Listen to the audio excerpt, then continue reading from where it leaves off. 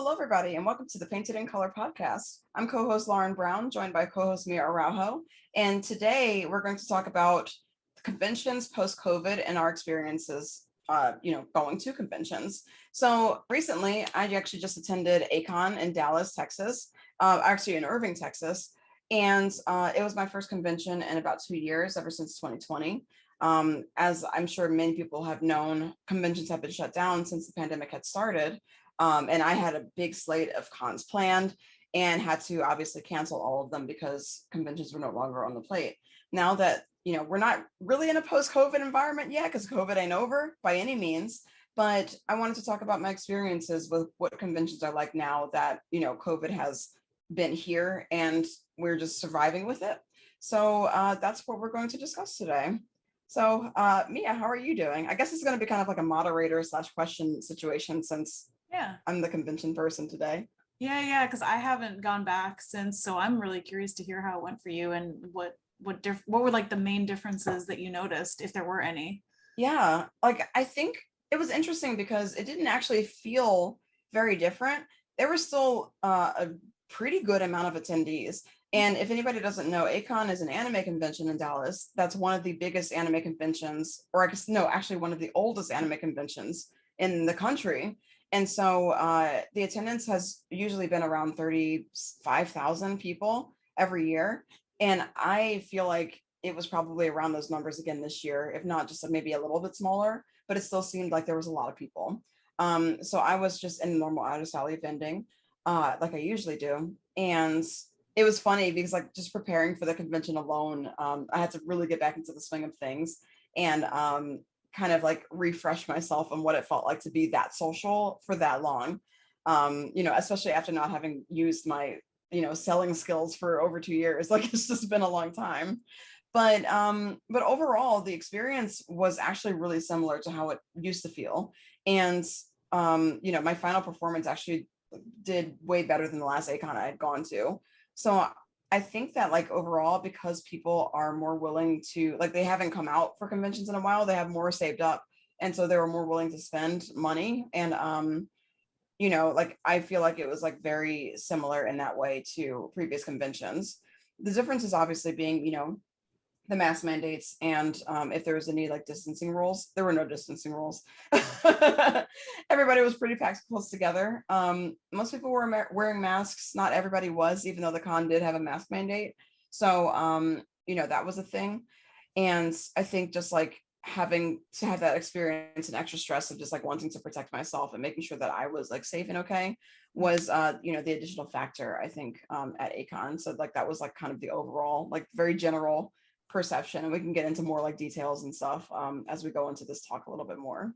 Yeah, since you touched on the mask, actually, we did have somebody ask a question in our group about they have some anxiety about going back and feeling like they can be safe and stuff like that. I mean, I guess the most you can do is wear a mask yourself, but is there anything else you would recommend for anybody that has anxiety about going back? Yeah, absolutely. I think that one of the things that we made sure of was that we had the really good N95 masks. Actually, over the pandemic, I bought a box of probably like 100 N95s, just like to have and like, cycle through them for like basically ever, because the N95s are the most protective masks you can get. And they make a seal completely around the bridge of the nose, around the side of the face, and they wrap around the back of the head. So they're very secure to the face. They're not super comfortable to wear for as long as I was wearing them for, but they were really protective. And I actually feel really safe when I'm wearing them because like, there's like, it's completely protected. And I think you have like basically like 5 hours of protection, even if you're like around one person, like that definitely has COVID. So it's a very protective mask to have, especially in a crowd of people or like when you're like talking to people all day. Another thing I would say, if you want to attend or if you want to vend, is that it's really good to be able to have hand sanitizer around you at all times. And make sure that you can, give your customer sanitizer if they're like touching stuff at your table. I didn't actually have the bottle of sanitizer at my table like I wanted to, but my table partner or like my friend who was sitting next to me at the table next to me had sanitizer that we were sharing between us.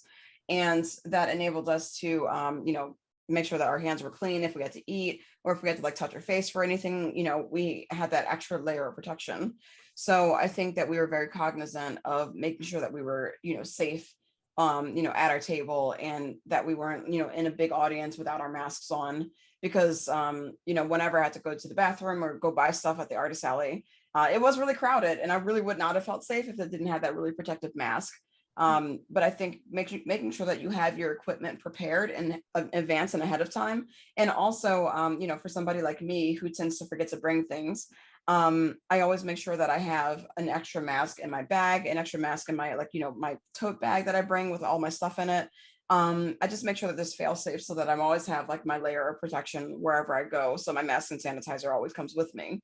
So I think that those are some of the things that you can do to kind of protect yourself and make sure that you're, not exposing yourself needlessly when you really don't have to. No, that's great.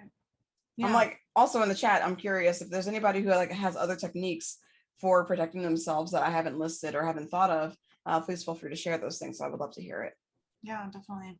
And again, most of these shows, like they check at the door, like your vaccine status or like a negative test, right? And then they also enforce mask use at the door. But then of course, once people are inside, they can do whatever they want. Yeah, they were checking for masks at the door, but they weren't checking for vaccine status. However, they were checking bags to make sure that everybody's bags were clear. So I did notice that too.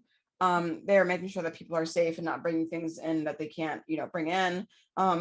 If anybody has like swords or something like that, you have to make sure that you have like either the you can't open the sword, like you have to have like the tie on it, or like any like props, like you have to have the orange cap on it and everything to make sure that you're like, this is clearly a prop. So they do check for that kind of thing. They were pretty diligent about that. Like they were stopping everybody at the door before they could go in. So I did note that too. Cool.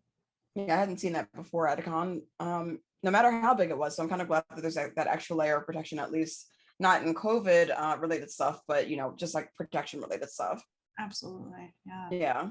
I was actually wondering, another last quick question about the mask. Did you feel like you had to talk louder because you're wearing one all day, or how did that change, if at all? I feel like I had to articulate myself a little bit better, but I didn't necessarily have to like scream anything or like use my voice harder than I had to. I just had to make sure I was like very clear about what I was saying so that people could get it. But I was surprised how not muffled my voice was behind the mask, and how many people could understand, saying like what I was saying just at the same time that I usually say things. So like I also like N95s are cool because like what they do is that the mask doesn't actually rest on your lips and nose. Like it has a layer, but it comes forward like, it comes forward like this. It's like kind of sticks out a little bit. So your mouth and nose are not impeded. So your volume should come across fairly the same as it usually would. It's not really muffled. I think where you run into problems is where you have the normal cloth mask that actually presses down on your face. People might struggle a little bit there, but if you have a mask that actually comes off the face, then it's a little bit better. So I would recommend having a mask that at least gives you room to, breathe and function and talk. I'm actually curious if there were any attitudes from the audience side that you noticed that were different. Like, I know I used to shake everyone's hand that bought something, and like ask their name and stuff. And like, I don't know that I'd feel as comfortable doing that personally, like touching. You shook people's hands? Yes. Yeah. Really? I'm like really handsy. Yeah. Give hugs. Like, that was me pre-pandemic, but I don't know that I'd feel comfortable doing that, like post-pandemic. Yeah, that's fair. I feel like I hugged one person. I can't remember why. I think it was somebody I knew though. So it's not like as like big of a deal. I don't like back when I used to go to conventions, like, you hug strangers who cosplay your like character that you love or whatever. And you're like, oh my God, can I hug you? And they're like, yeah, sure. Yeah. And like, that's like fine thing to do at a convention because it's a very open, and like welcoming atmosphere as long as you're asking for consent first. Right. But I definitely wasn't as inclined to do things like that this time, just because like, first off, I'm older and I'm working, so I'm not really doing that anymore. But also I'm just like, I don't want to like really touch people. However, I will say I was surprised by the amount of people that were using cash still. Like I really thought that people would rely on their cards, right. Especially because I got the new scroll reader that has like the tap functionality and like you can do Google or Apple Pay. What I will say was that the Kon's service was really bad. And I think that people got used to the Kon service being bad, so they were cognizant of bringing cash, and there were ATMs so that people could grab their cash and bring it to your table. Yeah. So that was interesting. My roommate actually, she brought a hotspot to the table so that we could have internet, but even still the hotspot wasn't working as well as it should have. And sometimes Square would just conk out or not connect to my phone at all. And I had to enter a lot of manual credit card entries, which charges you a little bit extra. So I wasn't quite happy about that. But like the dent that it made wasn't really like noteworthy per se. So, it's not the end of the world, but I think making sure that you protect yourself when like you have like bad service in a convention and have different fail safes are really important to do. So, oftentimes I had to resort to like, hey, can you pay me on Venmo or pay me on PayPal for this order? Yeah. And like kind of subvert it that way. That's great. Because Yeah. No, I'm sometimes, glad you mentioned that because we actually haven't talked about that before, but that is a notoriously scary thing for everyone. Like vending at a show is like, will the yeah, internet go out when someone's yeah. paying, you know? Because I feel really self-conscious about it too, because I'm like tapping in the number and like people are like waiting to be serviced. But I realized that if people were waiting at my table and they actually wanted to buy something, they would wait because Yeah. they saw that I was just in the middle of something and I would be done soon. So no one really like walked away seeing me like, tap in the cards. They would just kind of like wait until I was done with the customer. And I would, also make sure to acknowledge them. And I was like, I'll be right with you. And they're like, oh, you're fine. Go ahead, take your time.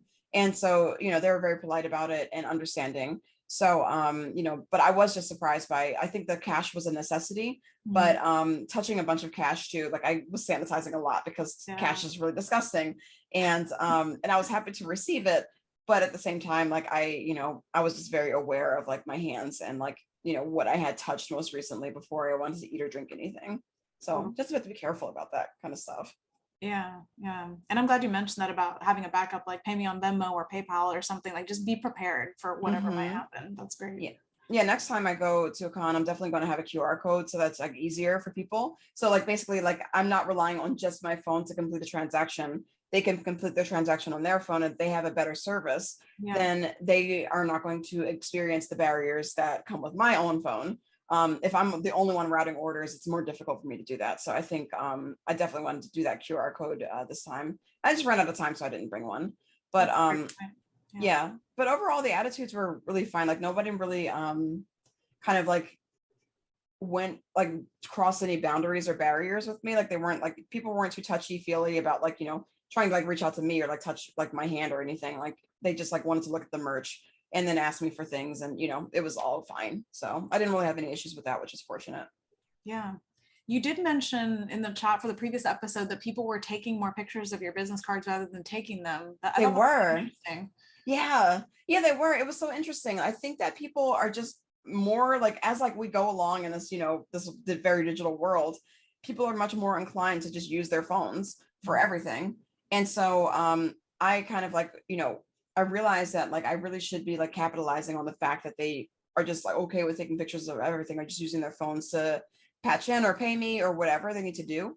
So like once again, like at Gen Con, I definitely want to be able to capitalize on that and have, my QR codes ready. I want to have my business card ready to just take a picture of, or just have my link tree linked to a QR code. And then you have all of my socials and, painted in color, this podcast and, my website and my Etsy store, because a lot of people were asking about my store when they saw that some things were sold out. And they're like, well, do you have an Etsy? And that's when I was like, I do. You can also pre-order it for free shipping, LOL. But it was interesting at Gen Con, people were very comfortable with just pre-ordering things. At A-Kon, people wanted to buy things on my Etsy instead. Mm. So I still got a fair amount of, I got probably about 10 pre-orders still. So it was a good amount of orders. But at Gen Con, I've got about 30 pre-orders and different things. So it was definitely a difference. But I think it's just an interesting shift in mentality because anime conventions are different from a tabletop game convention. And I Yeah. think that people were just like, they wanted to have the option to buy it later without having to make the decision right away, even though they probably would have if I had the stock. So, that was also just an interesting general observation about anime cons versus tabletop. Yeah. That is Yeah. interesting because they all do definitely have their own dynamic. And yeah, there is always like, if you don't have the immediacy of the impulse buy is not there, then I think people tend to want the flexibility, you know? Yeah, absolutely. And so I think that like once that pressure was taken off of them, they were just like, I'll buy stuff on Etsy. And some of them actually did follow through. And I saw their orders come through like, oh, like Irving, Texas. Okay. Somebody from Texas bought one of my things. So I know that they probably came from A-Kon. So that was cool. But yeah, for the most part, selling was still pretty straightforward and easy. Like I said, it was a really good convention. I did make a good amount of profit. And it was surprising the kind of merch that sold because like I had been holding on to a bunch of things that I had printed for about 2 years and I was eager to get rid of them. And so it was really cool to see exactly what moved at that specific kind of convention. Yeah. So yeah, it was just interesting, like not COVID related, obviously, but just a general observation. I'm curious right now, what is your setup in terms of what, if you don't mind sharing, what merch you do sell right now, or do you change Um, it up? yeah, let me see. I don't know if I can find, you know what? I don't know if I actually took a picture of my booth. Oh I think my roommate did. So there's a picture of it somewhere. And I honestly wasn't super happy with my booth setup because it was like a little bit rushed. But oh no, I have a picture of it. So we're here. Hold on, I'll share it. So here was the setup for this one. no. So I had Oh, my awesome. yeah, I have my big wall of prints. So funny story about A-Kon this year and where I was sitting. So if you see the side table right here, I don't know if you can see my Yeah. cursor. Mhm. Um, there's like a teal, I had another tablecloth with me and the artist next to me never showed up. Wow. So I just put my tablecloth on this table and like slowly started to move my stuff over onto it. Funny thing about this table, it didn't actually have a lock underneath. So it like just collapsed mid convention Oh no. and took out this entire like stand here. Oh no. So so after that we just used it to kind of open a corridor because the tables were really close together, so there wasn't much room for the artist to get in or out. So Right. we just like used it to make a space so that we could get in. And so we just like moved, instead of having the table like aligned flush to where I was sitting, we just like kind of moved, we just rotated it and moved it in and didn't put anything on it aside from the tablecloth to like not have like this naked table. Right. um but I guess like this is something that's never happened to me before, but I guess check your equipment is stable before you set up on it, I guess. Yeah, that's actually a great tip because your own table could cave in. That would suck, you know. Yeah. I've never actually checked for the locks underneath, so that's a great, note to self. Yeah, I never had either. And like we were moving it and I was like, oh, it seems a little bit wiggly, but I didn't really think of it as a big deal until apropos of nothing. No one was touching it. Like nobody was interacting with it. And it actually collapsed again. Fortunately, like there was like one thing on it, like it wasn't mine. And I warned everybody who tried to put stuff on it. I was like, don't set up on this table. It's not safe. Um, but yeah, like I mean, it was just prone to collapsing for just no reason. But if I can just like talk through my setup. Yeah. So yeah, so like for anybody who like wants to know the equipment that goes into setting up a table. So what this is here, if you can see, I hope people can see my cursor. Yeah. It'd be really Yeah. annoying if they So, can't. This my stand set up behind me is a telescoping photo backdrop. And what it is basically like it comes in about 5 pieces, and like there's a base. A lot of the photo backdrops actually have a tripod base that goes out, and actually takes up a lot of room. I really like this stand because my feet on this stand actually sit flat on the floor, yeah. and they don't take up a bunch of extra room. So there's a stabilizer bar that goes on the bottom of the stand, and then there's a bar that goes on the top of it, so to keep it kind of like steady. And then you can just like rotate the adjusters and like push it up or down, telescoping, so it fits into each other. So it's really nice to it fits in this travel bag, and then you can expand it once you set up at a convention. It requires 2 screws, very easy to set up. Um, and what I do is when I go to hang my prints, I use basically like these like kind of like O-rings, these shower curtain rings, but for office. And I think binder rings is what they're called. And Okay. then I use clips to kind of like attach the prints to the actual stand itself. So you see how the prints are lined up here. There was supposed to be another flower on the other side of this, but it fell, I think, when this picture was taken. So it just things like that just happen. It's all Yeah. right. Also to note, it was really windy right behind me. I think I was right below a vent. So later in the convention, we actually had to tape the prints to the side of the stand using black paper, Oh, and to make it like to prevent it from like blowing away like a sail. So that was really interesting too. Again, first time you just experience different things at conventions and pick up different tricks. yeah. And here's Prius. Excuse me. Hi, Prius. She's just standing here. But yeah, So to your point, it's always great to have a backup kit, like with just a bunch of stuff that you might not need, but just in case for things like yes. that, like every kind of tape, every kind of hook and clip. Yeah. Always bring scissors, tape, zip ties, clips, push pins, Mhm. and I use like Velcro. I use Velcro. yeah, Too. double-sided Velcros. That's what I was just about to say. Okay, Double-sided sorry. Velcro. That's how I affixed my banner to my stand. Now you can see my banner. I had rolled it up and it got crushed a little bit. So unfortunately it was a little wrinkly. Yeah. I was sad about that. So I have to print a new one. But that's what I used to affix my banner to my table, was like the double-sided Velcro. And it's very easy to remove and put back on. And I also use it to just affix things to the stand. So getting to the actual table, I have these wood stands here from cleardisplays.com. And they have like clear, they have wooden, they have different colors, but I always like the wood ones. The natural aesthetic goes better with my table. And I make sure that whatever merch I set up is very colorful. So I have my mini prints. I used to make stickers, but the amount of time it took, I didn't really want to spend that time. So I made mini prints instead. I will say I kind of missed my stickers because they were a very good color accent to my table. They did a good job at drawing people in to be attracted and look at everything else. And so I think even though it's kind of a pain for me to make stickers, I do want to make them again because they were a very good draw. This year, I also brought my journals. For the first time, I was selling my bullet journals, which are right up here. And right below that are my zipper pouches, which were very popular. And I had my originals in that nice little bin here. People could flip through and look at them. Up here, I had my charms set up on like a little corkboard stand, other charms over here, and my enamel pins there. Another thing I picked up during the convention was like, oh, I should make grab bags for the things that I don't really like, kind of want to get rid of and start to sell a little bit more. What I would do with my grab bags is that I would reveal one thing that they were going to get in the grab bag and two secret ones, and that would draw them to buy the grab bags. I ended up just like making 24 grab bags on the spot at the convention, and I sold 22 of them. Yay. Oh my God. It was really popular and it was a great idea. Yeah, and it's really smart, like you said, to reveal one of the things. People really did like the mystery, and they were like, oh, I like everything at your table, so I'm excited to get a grab bag.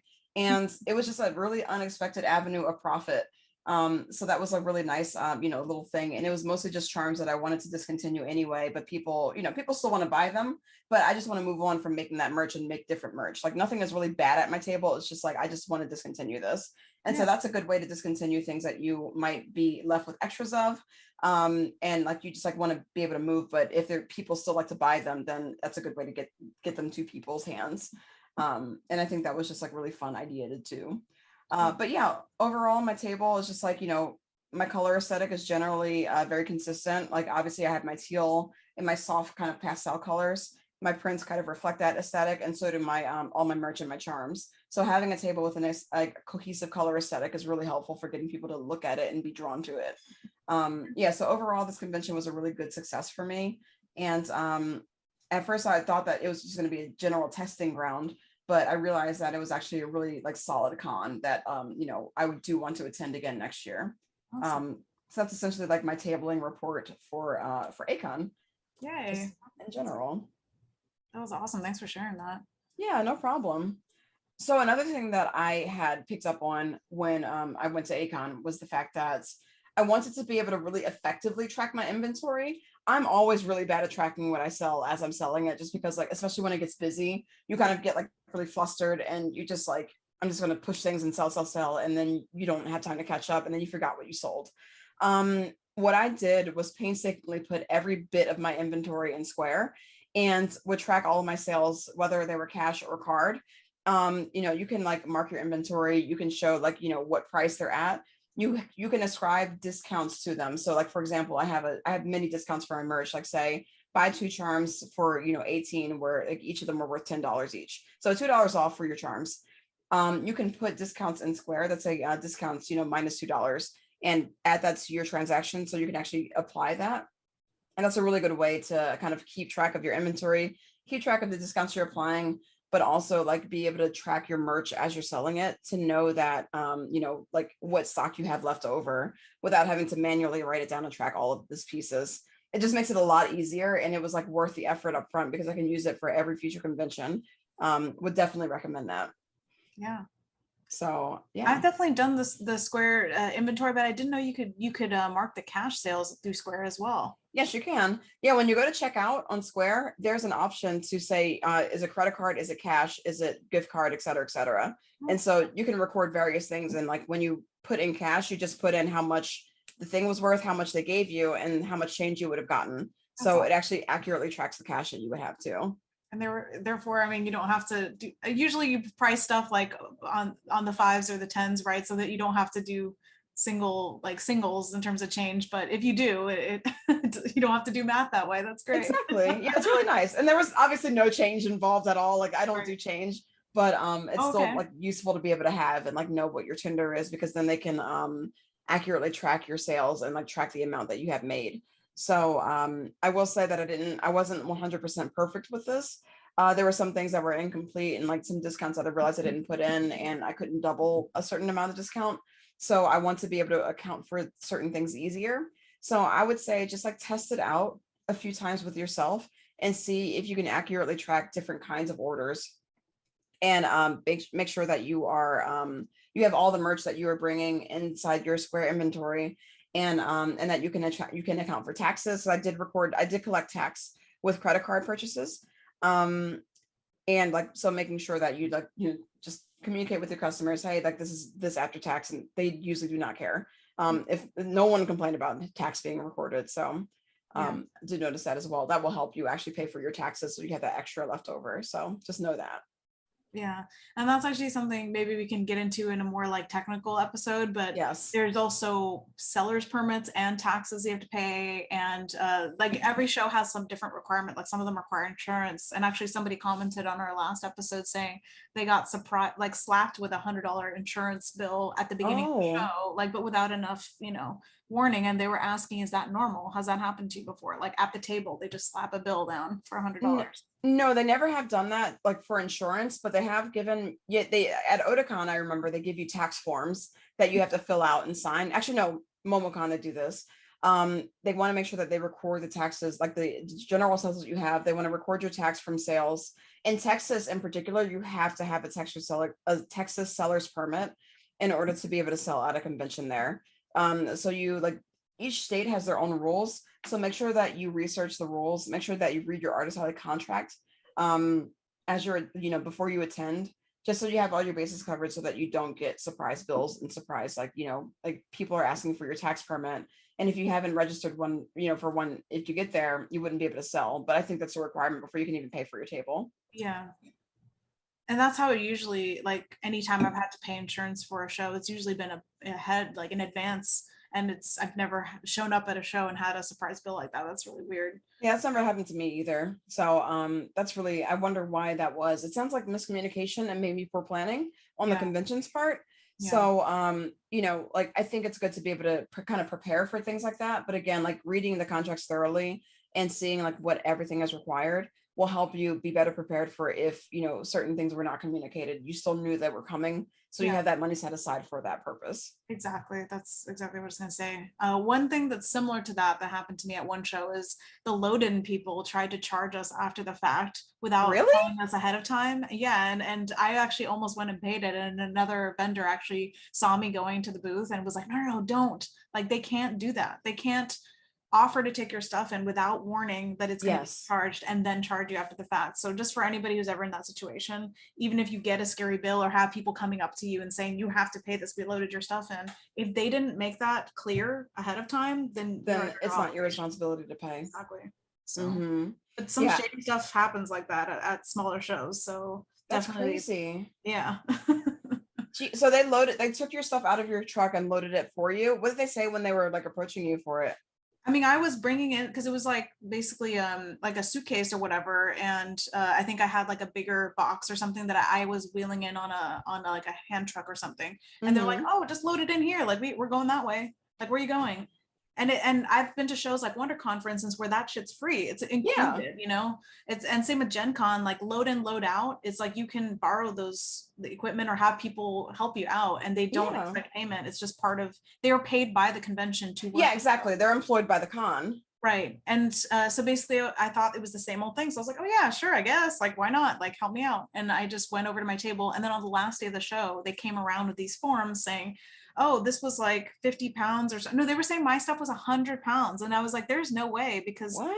I've carried it in myself before. There's no way I can carry 100 pounds, So it was really shady, but they were trying to charge me $100 because they were saying it's $1 a pound or something to load in. That's And I was so like, weird. no one told me about a cost. So anyway, just so you know, like if that ever happens to you, don't fall for that. Yeah, I think you brought up a good point. In general, you shouldn't have to pay for any additional services from the convention because they are like people who are helping at the con are employed by the con. They're not employed by you, so you should not have to be paying anybody. If you want to tip anybody for helping you out, I think that's totally fine, but that's not a requirement, and you definitely shouldn't have to pay. So that's a really good point because that's never happened to me before in my life, and I wouldn't have known to talk to that.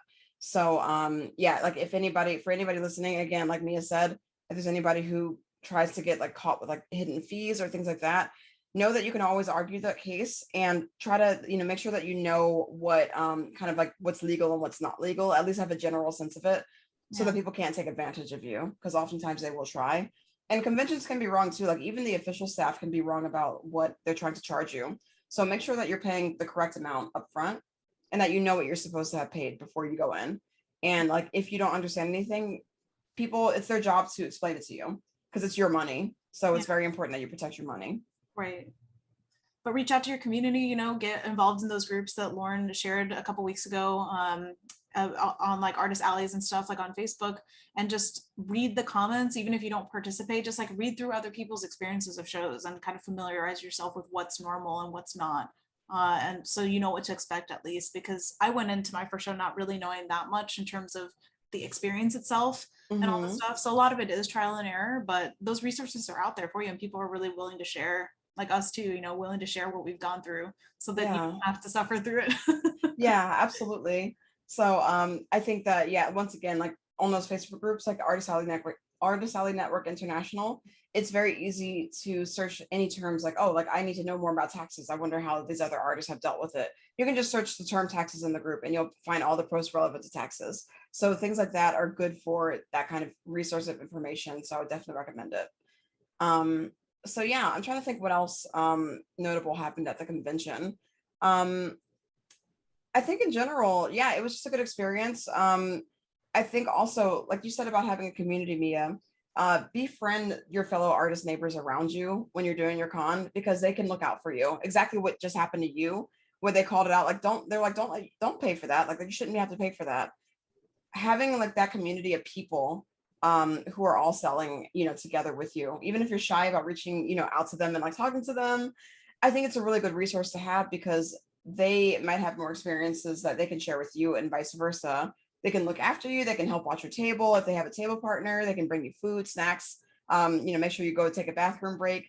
And they're also just good new potential friends. Yeah. So it's really good to be able to have that community and leverage them. So I was able to request at the table. A friend sat next to me at the table. So I was selling at my table, and then my friend was selling at the table next to me. And so we had our own like little, like micro community there with our respective table partners. And so we were really well covered to be able to go on breaks, to be able to go, talk to other artists that we knew, and just to be able to kind of like buy things that we wanted to buy. Like we had the security of knowing that. But then also somebody who I did know was like literally at the table next to us. So I got to talk to, it was Ashley Renee Cassidy, and like so that was really cool. I got to see like Key and other people at like, around the convention, which was awesome. And so it was really nice to know like what friends were going to a convention, because like everybody can look out for each other and make friends with people who you don't know either, because it's always really helpful, and to be able to support each other and see what y'all sell. So really nice community there. Yeah, and actually to that point, on the flip side, like I know it can be really intimidating if the person next to you has a huge crowd and you maybe don't have one quite as much. Don't let that get to you, you're not in competition. Like usually, honestly, like I've never been at a show where the person next to me was like doing stuff that was really like mine, and so it's not Mm-hmm. direct competition. Even if that person has more customers than you, they're not your competition because their audience is not your audience. Exactly. And even if they are, it's just like I just take conventions as a way to learn about my art and what I'm doing wrong in terms of communicating with people or doing right. But don't take it out on your neighbors, because I can definitely see people taking that personally. And I think it's much better to do what you're talking about, where you just befriend them, and it's just like we're all in this together. It's all So it's like, community. I don't know if that Exactly. makes sense, but that's just at least how I think about it when I'm not doing as well as my neighbor. Yeah, no, it makes perfect sense. And I think also conventions generally, well, not all of them, but some of them, A-Kon at least was, they're more strategic about placing people next to each other that are not similar in style, so that people are not competing. So I was next to a jewelry maker, and then it was me, my colorful booth, and then my friend Jungha, Toki Beast, was selling kind of like more, kind of like, not, I can't say gothy stuff, but like darker stuff than mine, like completely different aesthetic. So we were not like, none of our fandoms aligned, and we were not in competition with each other at all. And then Ashley had very fantasy stuff, like high fantasy originals. And so none of us were competing with each other in that way. Like we all had a pretty good flow. between the table row that we had. So we knew that we were not, none of us catered to the same audience. And that was a great thing about it. All of our tables had a different appeal. So the audiences that would come to my table would not necessarily buy my stuff, would buy from Jungha and vice versa. So it was really cool to be able to have that experience. I will say when that table next to me was empty, it kind of made people go around it. So if you have an empty table that's empty all weekend, try to find a way to kind of like either move it or cover it with something to make it look like it's not so empty. Yeah. Because you want your row to actually feel filled out and like full, because like people will see that there's art here and it's just more attractive to look at, and people will pay attention to more if there's just like art leading all the way up to your table too. That's So actually a great point. Yeah, it's like yeah. the dead space that doesn't look great next to you, you know? Exactly. So, Yeah. So it was funny too, because my seating arrangement, we were actually facing like what looked like the back of the convention, and we didn't have any tables in front of us. So I was really worried that we wouldn't get that much traffic coming through, because I'm like, oh, why would people want to come over here? But what I realized was that people were actually flowing through, because like the rest of the con floor was so crowded. It was really difficult to get through. So the overflow would come to our row, and we're also easy to find because it was a very distinctive row. So Yeah. people who were looking for my table could find it again because I was against a wall. And so there's certain benefit to having an unusual kind of spot. And I learned to appreciate that, even though I was a little apprehensive at first. Yeah. As long as you're not behind like a pillar or something, or a pole that have bad lighting, like you're good. Yeah. And if you are like behind a pillar or in a particularly really bad spot, I like it's worth a shot to at least ask the con staff if it's possible to be moved to a table that's empty, that's not being used, that like maybe you can relocate to, because it's not a great spot for you. It might not work out all the time, but it's at least worth asking to advocate for yourself and get that better spot. Yeah. In that case, would you like leave a sign behind at the old table writing your new table number? Because it's like at that point you've already advertised to everybody where your table is going to be. Yeah. I think that's a great idea, actually. Like if people had already bought from that table, then I would just like leave a little paper up if no one's taking that table over, and being like, oh, like I have moved to table like B whatever, and then like they can go navigate over to you. Another technique that I had used to make people find my table, or to help people find my table or re-find it, was to write the table number on the back of my business card, because I have white on the back of the card. So if I did give my card out, I would always write my table number. It'd be like A-Kon A6. So they would know where they met me, like what convention, and like if when they're at the con, like what table I am, so they can find me again. So that was really helpful too. Yeah. Yeah. So yeah, like post convention experience overall really, really positive. Didn't run into too much trouble with safety and masks and stuff like that. It did feel really uncomfortable to be in that crowd when I was trying to like find a table or go to the bathroom. But overall, the N95s really were protective. Hand sanitizer was a must. Making sure also that we were fed was a must. That's just like generally. Yeah. And like having a backup plan, like if you don't have a table partner, like maybe bring a cooler with like little sandwiches inside or something like that, so that you're prepared. Also, if your hotel doesn't have like a microwave or refrigerator, find ways to have food that doesn't perish, or like if you have another way of keeping food cool, that's good. But I think overall, yeah, it was great to be back. I was really excited and got to see a lot of friends that I hadn't seen in a while, and sold a lot of stuff, got to move a lot of merch. My bin that I brought with all my enamel pins in it was so much lighter, and it felt so good. So it was a really good proving ground to see what sold well, and like what people paid attention to. So that was my overall general experience. Great. That's awesome. And what do you do to decompress from after a show? Like, because I mean, you have to fulfill a few orders, right? And then maybe like check inventory one last time or something like that. But what do you do like post-con? Yeah, so post-con, you get to have the pleasure of counting cash, which is it's always great. Love that. It's great. It's fun. Definitely needed to sleep for a while. I actually really wish I took Monday off from work, because my brain was dead. And I actually, like, in the middle of the day, I was just like, I just told my job, I was like, hey, like, I have to like run out, and like, I had to run an errand to drop off like the orders. And then after the errand, I was like, I have to take a nap. So I took a nap, came back to work at night, and just like continued to work and like finish out my day. And like just signed up for a massage as well. I got myself a massage. I needed one. So that's actually tomorrow. you have to make sure that I made sure that I quarantined afterwards too. This is important. Oh, Because you're around so many people, you don't know what you've been exposed to. So I just quarantined for 4 days to make sure that I was good. And then my COVID home test was negative. Yay. And so like I was all good there. Like both me and my roommate tested, and so that my table partner, just to make sure that we're all safe and good. yeah. So definitely would recommend doing that. Keep your friends safe and keep your family safe. Um, I'm trying to think what else. What else to do to decompress? But yeah, I just let myself kind of be lazy after work and didn't really like do too much and kind of took it slow. With the orders that I had to fulfill, I had to wait for ink to come in and I had to wait for the actual charms to come in.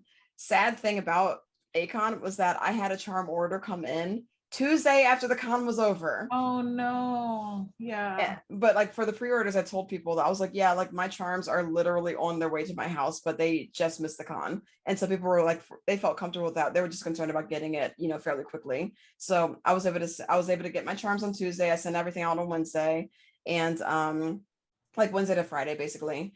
And just like let people know, like, I collected their email addresses and their phone numbers in case anything went wrong. And I emailed them all what the tracking number was and thank you for purchasing, just like to refresh them and send out all my orders. And so that's all good to go. But that was basically the Postcon experience. It was also really important to clean up my spaces because usually before you leave for a con, your space is just in shambles. Like you just have no time. So I just took time and neatened back up and put all my merch back away. So I did that. My living room was like full of just like crates and stuff like that and like convention things. I just like methodically took them all upstairs and put them back where they needed to go. Because like I wanted like a less stressful environment to come back to since, I had this overwhelming sensory overload. So establishing your happy space is really important, I think. Totally. Yeah. No, that's so healthy that you're taking care of yourself and your sort of like mental health space as well. That's really great. Yeah, trying to anyway. Do you do a mailing list follow-up for people that sign up after shows, or Oops, I haven't started yet. you can still do it? It doesn't have to be immediately after. Okay. Well, I mean, I didn't collect a mailing list, people. Like I Oh, didn't, oh, yeah. right, right, right. So that's why that's where the Oh, oops comes from. I haven't set up Mailchimp for some reason. It overwhelms me. I don't know why. yeah. But I just need to sit down and just do it. Mhm. So like I don't know, like if you could walk me through later, I'll Yeah, learn yeah, and then like we can tell the show how to do it. yeah, I'm sure definitely. it's pretty straightforward. Even if you can't do it that way, like just even having a notepad with people's messy writing and having to decipher that is better than nothing. But I'm really bad at reminding people to sign up for my mailing list, even when I have the thing there. So I Yeah, don't. I feel that. I don't know why, but that is, I feel like one of the more valuable things, aside from just the income that you make, is the contacts that you have in 100%. terms of you're ensuring that when you send out an email, those people are going to see it, as opposed to a social media post that not all your followers are going to see what you post, you know? Mm-hmm.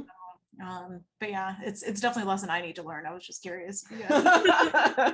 No, it's great. I mean, particularly, I'm like, oh, like I really should do that. Because I've been talking about it for like 2 years now. Like I need to do a mailing list, and I just haven't done it yet. So definitely when I go to Gen Con, because it's my next one, I'm going to do a mailing list for sure, and like make sure that I have like my iPad there on the stand, and people can put their name in, Yeah. just so that like I can record those contacts and actually get that that audience going. I know I've needed to do it for a while, and it is time. That's So awesome. yeah, Never too late. never too late. It's never too late. I missed out on so many contacts. It's okay. I have to, don't worry. Oh, well, that was awesome, Lauren. Thank you so much for taking us through. I mean, honestly, I'm so energized hearing you talk about it, and I feel like I learned a lot. So thank you for sharing. No problem. Thank you for like, like it's like thank you for listening to, me ramble on about my con experience. But yeah, overall it was a lot of fun and I cannot wait for the next one. But I'm just happy to be back in the scene. And for anybody who's thinking about starting up conventions again or starting for the first time, just know that whatever experiences you have, make sure you're safe as possible. Make sure you stay hydrated and eat your food. And also just like know that everything's not going to be perfect the first time or even the 10th time or even the 100th time that you do it, but every convention is a learning experience and you can take those experiences with you and build and make it better. And so there's not really any busts, there's not really any wasted experiences. It's all just like a journey to learning more and how to do it better. And I'm still learning, even though I've done this for 10 years already. So, you know, it's definitely like talking about this stuff is always really valuable to me. And I hope y'all find it valuable as well. But thank you all for joining us. If you want to subscribe, you know, to our YouTube channel, smash that subscribe, smash that like button, leave a comment. You know, that helps us get more views. So comments are really important. So, you know, also your participation in the live chat. Thank you so much for participating. Whoever made the live broadcast, or I guess live broadcast, the air date at least. And if you want to join in on the discussion, follow our group at the Painted in Color podcast discussion group on Facebook. And, you know, we'll talk about future episodes and ideas and, you know, pitch different things in that group. So it's a really good community and would love for you to be a part of it. But thank you all so much for listening to our episode. And I hope you all have a wonderful day. See you soon. Bye. Since Erica's not here, I got to do this. Oh, yeah. Bye, everybody.